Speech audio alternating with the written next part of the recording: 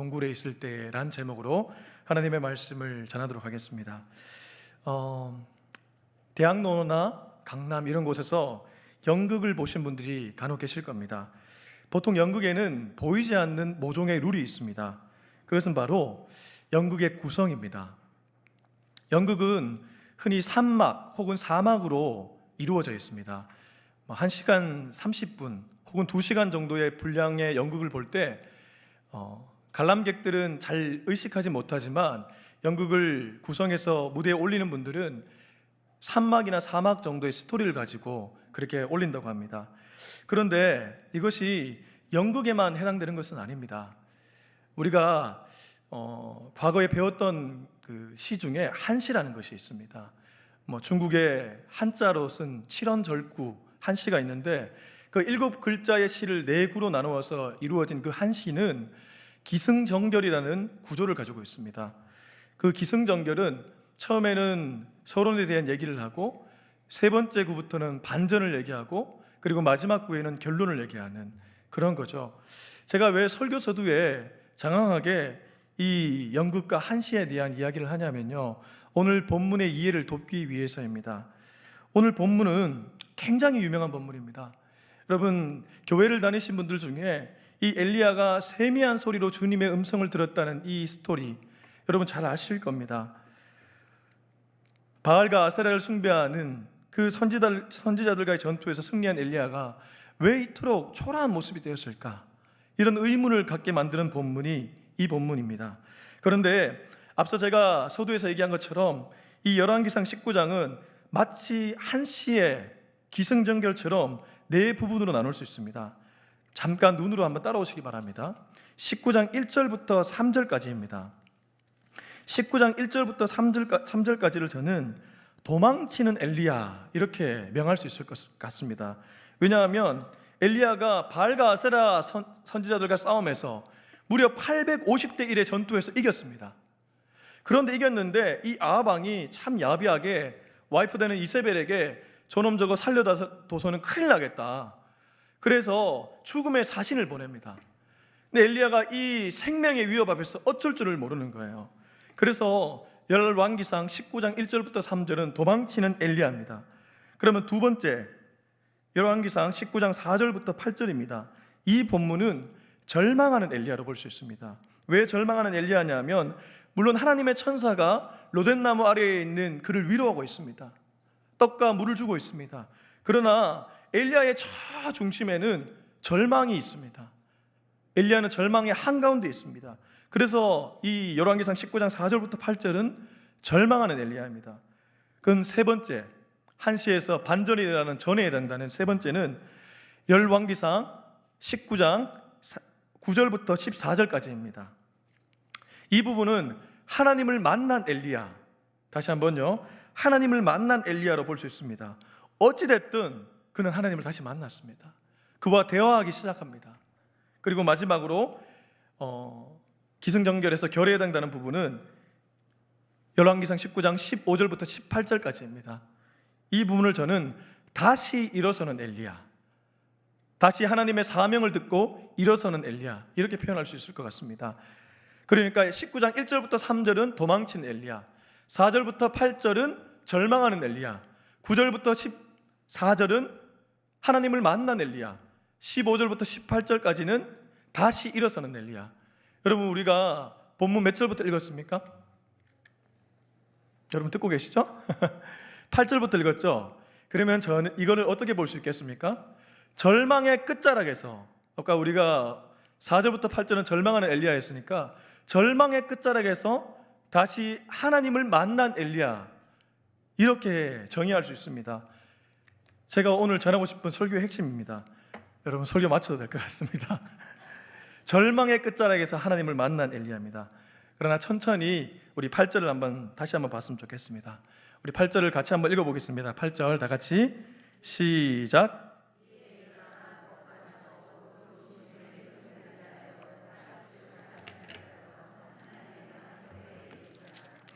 예, 여기서 우리로 하여금 아주 꼼꼼하게 읽어야 되게끔 만들어주는 단서가 하나 있습니다. 그것은 무엇이냐 하면 40주 40야라는 시간입니다. 왜 이 40주 40야가 우리로 하여금 이 구절을 꼼꼼하게 읽도록 만드냐면요, 엘리야가 음식물을 먹었던 곳이 어디냐 하면 광야의 로뎀나무 아래였습니다. 여러분, 광야의 로뎀나무 아래에서 호렙산까지의 거리는 아무리 길어봤자 일주일이면 통과하는 거리입니다. 며칠요? 일주일 만에 통과하는 거리인데 지금 엘리야가 얼만큼 갔다고 하죠? 40주 40야를 갔다는 겁니다. 왜 일주일 만에 갈 수 있는 거리를 무려 40일이 걸려서 갔을까요? 그것은 지금 열왕기상 기자가 엘리야의 상태를 우리에게 보여주고 있는 겁니다. 여기서 우리는 40주 40야라는 시간을 보면서 탈진한 엘리야를 읽어야 됩니다. 천사가 주는 음식물이 없으면 그는 그대로 광야에 쓰러질 수밖에 없는 운명입니다. 심지어 천사가 주는 음식물을 먹으면서도 광야의 길을 터덜터덜 걸어가는 엘리야의 모습을 우리는 떠올려야 됩니다. 근데 사랑하는 성도 여러분, 이 엘리야의 모습에서 혹시 우리의 모습이 발견되지는 않습니까? 저는 개인적으로 목사로서 제일 힘든 일주일 중에 제일 힘든 날이 언제냐고 묻는다면 주일입니다. 아니 목사님, 어떻게 해서 주일이 가장 힘듭니까? 주의 은혜를 경험하고 주의 말씀을 듣고 찬양을 부르고, 특별히 저는 우리 교회에서 찬양 인도를 하잖아요. 그렇게 힘차게 찬양 인도하는데 어떻게 주일이 가장 힘듭니까? 이유는 간단합니다. 주일에 에너지를 다 쏟고 나면 공허함이 찾아오기 때문입니다. 영적인 박탈감이 찾아오기 때문입니다. 그래서 어떤 목사님들은 주일 저녁에 더욱 기도의 골방을 찾는다고 합니다. 마귀가 틈탈까 봐 주일 저녁에 이 박탈감을 해결하기 위해서 더욱 기도의 골방을 찾는다고 합니다. 여러분, 엘리야의 상황이 이런 거 아니겠습니까? 지금 엘리야는 850대 1의 불가능의 전투에서 승리를 거두었습니다. 여전히 자신의 목숨을 위태롭거하는 이 영적인 사자들이 자기를 기다리고 있는 모습을 보면서 850대 1의 전투를 승리로 장식했지만 지치는 겁니다. 내가 이것을 해서 뭐하나, 내가 이 일을 해서 뭐하나, 이런 회의감까지 들었을지 모르겠습니다. 여러분, 우리의 인생도 마찬가지입니다. 특별히 오늘 이 시간에 이 자리에 참석한 분들 중에는 순장님들이 많으실 겁니다. 여러분, 10월쯤 되면 어떻습니까? 1학기에는 새로운 마음가짐으로 다락방을 섬깁니다. 그러나 가을쯤 되면 이제 우리 모두가 지칩니다.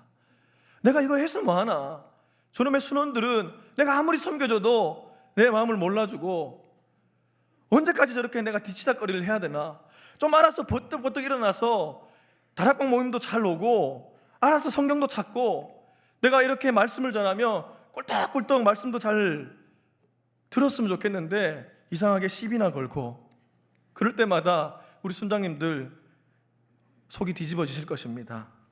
그런데 여러분, 한편으로 보면요, 내 안에 영적인 무언가가 소진되었다는 겁니다. 그런 생각이 든다는 것은 엘리야처럼 나도 탈진했다는 겁니다. 그래서 우리 8절에서 놓치지 말아야 될 또 단어가 하나 있습니다. 그것은 바로 하나님의 산 호렙입니다. 여러분, 지금 열왕기상 기자는 호렙산으로 표현하지 않았습니다. 하나님의 산 호렙으로 표현했습니다. 이것이 왜 중요할까요? 이 곳으로 인도한 사람이 엘리야 자기의 걸음으로 온 것 같지만 하나님이 인도했다는 겁니다. 지금 엘리야가 40주 40야를 천사의 도움을 의지해서 호렙산으로 왔는데 엘리야를 인도한 사람은 하나님이라는 겁니다. 사랑하는 성도 여러분, 사랑하는 순장 여러분, 하나님이 여기까지 인도하셨다는 겁니다. 우리는 지치지만 하나님은 지금까지 우리를 인도하셨고 앞으로도 인도하신다는 것입니다. 이 사실을 기억하시기 바랍니다. 저는 여기서 집요하신 하나님을 봅니다. 다시 한번요, 집요하신 하나님. 하나님께 이런 표현이 되게 불경스러울지 모르겠지만 저는 이렇게 표현하고 싶습니다. 여러분, 우리가 믿는 하나님은 집요하신 하나님입니다. 어떤 분들은 이런 표현을 다르게 하나님의 열심으로 표현하기도 합니다. 우리가 지쳐있는 그 순간에도 하나님은 포기하지 않는다는 것입니다. 우리가 놓고 싶은 그 순간에도 하나님은 놓치지 않는다는 것입니다. 엘리야가 40일 동안 탈진해서 호렙산으로 왔지만 하나님이 그리로 인도하셨다는 겁니다. 하나님은 여전히 지켜보고 계신다는 것입니다. 그 부분이 바로 저와 여러분이 믿는 하나님입니다. 자, 이제 우리가 절망했던 절망의 2막이 끝났습니다. 엘리야는 지금 3막으로 들어섰습니다. 아까 제가 세 번째 부분은 다시 하나님을 만난 엘리야라고 말씀드렸습니다. 반절이 일어나기 시작한다는 겁니다. 우리의 삶에도 하나님의 은혜가 들어올 때 반전이 일어납니다. 영적으로 완전히 소진되었을 때, 내 힘으로 무언가를 할 수 없을 때, 절망할 때, 여러분 오히려 그때가 반전이 일어날 때인 줄로 믿으시기 바랍니다. 우리 9절을 다시 한번 읽었으면 좋겠습니다. 9절 다 같이 시작.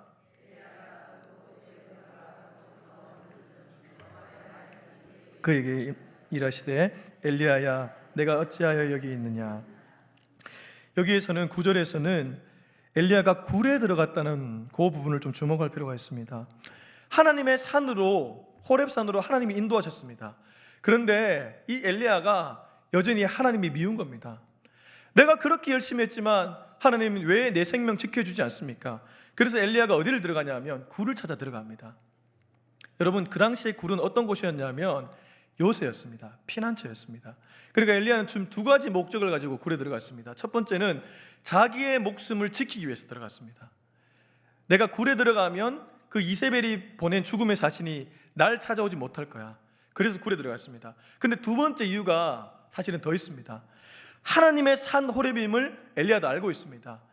유대 시대부터 이 호렙산이 가지는 그런 위치는 어마어마했습니다. 근데 거기 가서 이 엘리야가 하나님을 만날 것이라는 게 느껴지니까 하나님을 피하는 겁니다. 저 멀리 굴에 들어가서 나오지 않는 겁니다. 여러분, 우리도 그럴 때가 있지 않습니까? 때로 하나님을 만나면 하나님이 우리에게 용서하라고 말하잖아요. 어떤 관계 갈등이 일어났을 때에 내가 기도하면 하나님 내 마음을 먼저 녹이시고 상대를 용서하게 만드시니까 나 기도 안 해. 나도 좀 용서받고 싶어. 그래서 우리 그럴 때가 있지 않습니까? 엘리야가 지금 하나님께 단단히 삐진 겁니다. 굴에 들어갔습니다. 그런데 여러분, 10절을 제가 제 버전으로 한번 말해 보겠습니다. 엘리야가 이제 하나님께 말하는 겁니다. 하나님의 음성을 듣고, 네가 어찌 여기 있느냐, 이 말을 듣고 하나님께 대답하는 엘리야의 그 대답을 제 버전으로 제가 각색했습니다. 하나님, 제가 그 누구보다 열심히 주님의 일을 하는 거 잘 알지 않습니까? 다른 사람들 다 주님 버릴 때 저는 안 그랬잖아요. 그런데 제게 왜 이런 위험이 찾아옵니까? 이세벨 저 추악한 여인이 저를 왜 죽이려고 합니까? 저는 이제 더 이상 못하겠습니다. 이 말이 이런 말입니다. 지금 10절에서 만군의 하나님 여호와의 열심히 유별하오니 이런 얘기를 쭉 하는데요, 이게 쉽게 표현하면 나 주의 일을 열심히 했는데 왜 내가 지금 이렇습니까? 주님 뭐 했습니까? 이렇게 따지는 겁니다. 너무나 공감이 가는 말이죠. 사실 850대 1의 전투 누가 하겠습니까? 엘리야가 아니면 할 수가 없습니다. 그렇기 때문에 엘리야의 이런 대답은 지극히 공감이 가는 그런 대답입니다. 그런데 우리 하나님이 참 멋집니다. 여러분, 11절을 또 같이 한번 읽었으면 좋겠습니다. 11절 같이, 11절은 좀 길지만 같이 한번 읽겠습니다. 시작. 여호와께서 이르시되 너는 나가서 여호와 앞에서 산에 서라 하시더니, 참 거기까지요. 하나님이 엘리야가 동굴에서 이렇게 삐져가지고 막 쏘아붙이는데 뭐라고 얘기하냐면 여호와께서 이르시되 너는 나와라. 하나님 일방통행입니다. 달래주지도 않습니다. 그래, 내가 너무 심했지, 내가 너무 일방적이었지, 너 참 고생했다, 너 너무 힘들었다, 달래주지 않습니다. 오히려 일방적으로 내 앞에 나와봐, 내 앞에 나와봐, 지금 이렇게 얘기하시는 겁니다. 이게 무슨 말일까요? 여러분, 연인 사이에 큰 다툼이 일어났습니다.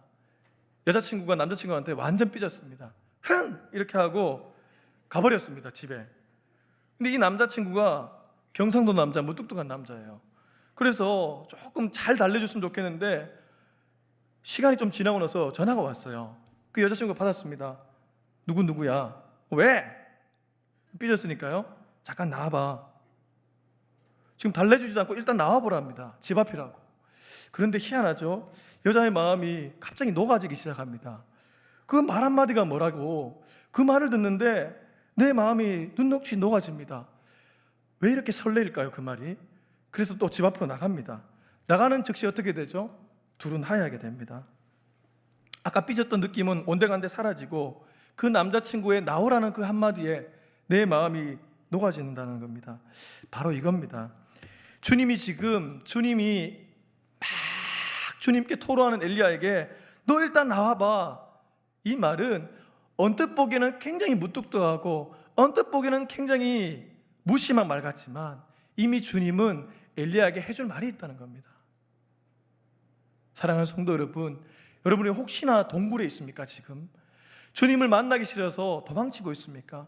그러나 주님이 여러분에게 잠깐 내 앞에 나와봐 이렇게 말씀하신다면 그 음성을 듣고 주님 앞에 나오셨으면 좋겠습니다.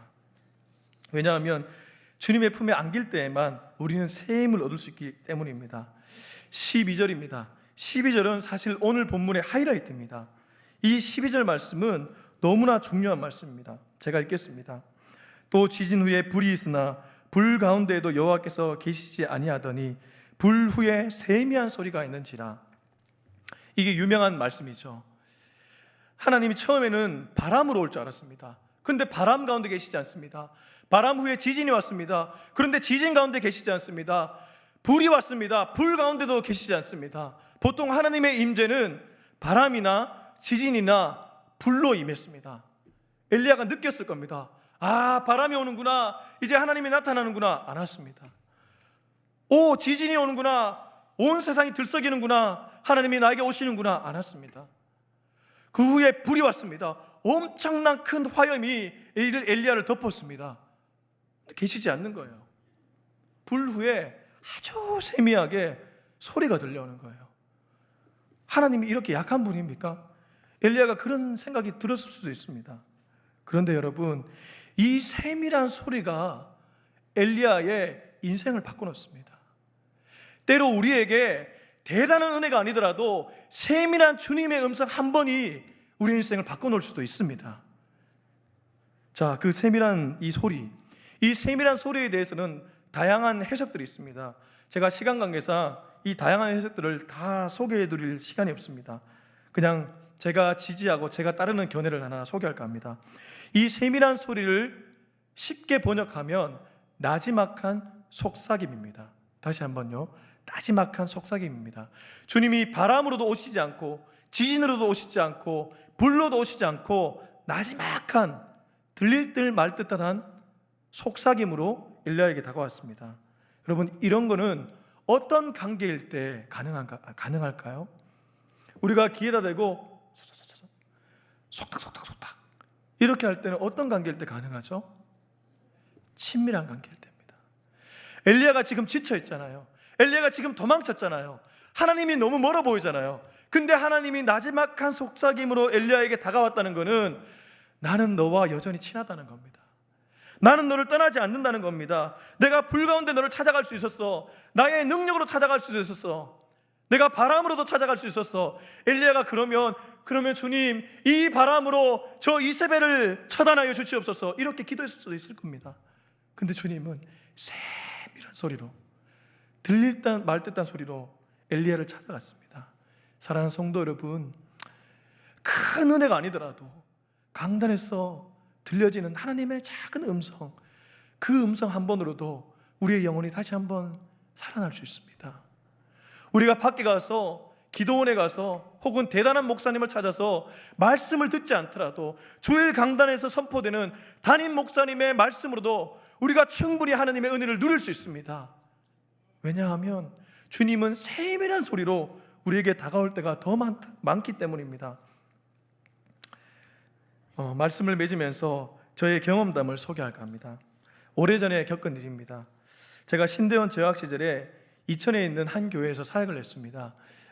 총신대 신학대학원은 경기도 용인 양지에 있습니다. 양지와 이천의 거리는 차량으로 한 20분 거리 정도에 있습니다. 그래서 가까운 거리에서 사역을 하고 싶어서 그곳에서 사역을 했었습니다. 그런데 이천에서 있는 교회 사역할 때 주일 사역을 하고 돌아왔는데 앞서 제가 말했던 것처럼 영적인 박탈감이 찾아오는 거예요. 근데 심지어 몸까지 안 좋았습니다. 그래서 자고 일어나면 좀 괜찮아지겠지 싶어서 일찍 잠이 들었습니다. 늦잠을 잤습니다. 아침에 일어났는데 여전히 몸은 찌뿌둥하고 영적인 것도 별로 좋아 보이지 않고, 내가 교회에 가서 내게 맡겨진 양떼들을 섬긴다는 게 참 쉽지 않겠다, 이런 생각이 들었습니다. 그래서 좀 기분을 털어내려고 그 신대원 뒤편에 있는 산에 올랐습니다. 좀 나무 좀 기운을 받으면 괜찮아질 것 같아서. 그런데 그 등산길에 등산을 하는데 잠이 오는 거예요, 그 등산길에서. 그래서 가다가 너무 잠이 와서 그 벤치가 하나 있어가지고 그 벤치에 누워서 그냥 자버렸습니다. 아무도 보는 사람이 없으니까. 거기서 제가 꿈을 꾸었는데 꿈속에서도 제가 등산을 하고 있더라고요. 나뭇가지를 들고 이 나무들을 막 이렇게 헤치면서 길을 걸어가는데 저 앞에 흐릿흐릿하게 뭔가 보이지 않는데 벌듯 말듯한 형체가 손을 내밀고 있는 거예요. 그래서 제가 그 손을 잡기 위해서 막 나뭇가지를 헤쳐서 갔습니다. 그리고 그 손을 딱 잡으려고 하는데 꿈에서 깼습니다. 근데 그리고 나서 제가 다시 등산길을 오르는데 이 내리에 뭔가 반짝이는 겁니다. 주님이 제가 지쳤다고 찾아오신 것 같은 느낌을 받았습니다. 흐릿흐릿한 물체가 주님인지 주님이 아닌지는 저는 잘 몰라요. 근데 손을 내밀고 저를 잡아주시려고 하는 것은 분명히 있습니다. 너가 너의 힘으로 나뭇가지로 막 헤치면서 가니까 힘들지, 내가 손 내밀어 줄 테니까 내 손을 잡으라, 그렇게 들려오는 거예요. 그래서 하산할 때는 정말 기쁘고 밝은 얼굴로, 해와 같이 빛나는 얼굴로 내려왔던 기억이 납니다. 여러분, 그 꿈이 개꿈일까요? 개꿈이면 지금까지 제가 기억하지 못합니다. 근데 저는 그 꿈을 지금도 또렷하게 기억하는 거예요. 만약 주님이 불 가운데 임했다면 물론 엘리야가 기억했을 겁니다. 지진 가운데 찾아왔을 때도 기억했을 겁니다. 그런데 이 세밀한 소리로 나지막하게 엘리야야, 네가 왜 여기 있느냐, 이렇게 말씀하시는 주님의 음성을 들은 엘리야, 오히려 이 음성이 엘리야에게는 더 큰 위로였을 겁니다. 누가 질문합니다. 그러면 목사님 13절과 14절은 무엇입니까? 엘리야가 똑같이 대답하잖아요. 하나님이 여전히 너가 왜 여기 있느냐 이렇게 얘기할 때 똑같은 대답을 하잖아요. 여러분, 이 대답은 다릅니다. 여자친구가 남자친구한테 삐졌을 때 자기 미워 이거랑 남자친구가 달래주고 난 후에 자기 미워, 이거는 완전히 다릅니다. 여러분, 그렇죠? 이 두 번째 대답이 바로 그겁니다. 똑같이 대답하지만 이때 엘리야는 이미 마음이 녹은 겁니다. 그러니까 하나님이 15절에서 18절 이 유명한 사명을 주는 겁니다. 이 사명을 붙들고 다시금 엘리야가 달려갈 때 엘리야가 그 사명을 완수할 수 있었던 것입니다. 사랑하는 성도 여러분, 또 사랑하는 순장 여러분, 지치셨습니까? 이 주님의 세밀한 음성을 듣고 다시금 일어서시기 바랍니다. 주님과 비밀을 만드시기 바랍니다. 그 비밀을 떠올리시면서 이번 한 주도 멋지게 살아가는 우리 모든 성도님들 될 수 있기를 주의 이름으로 축원합니다. 기도하겠습니다. 하나님 아버지, 오늘 우리 성도님들께 열왕기상 19장 8절부터 14절의 말씀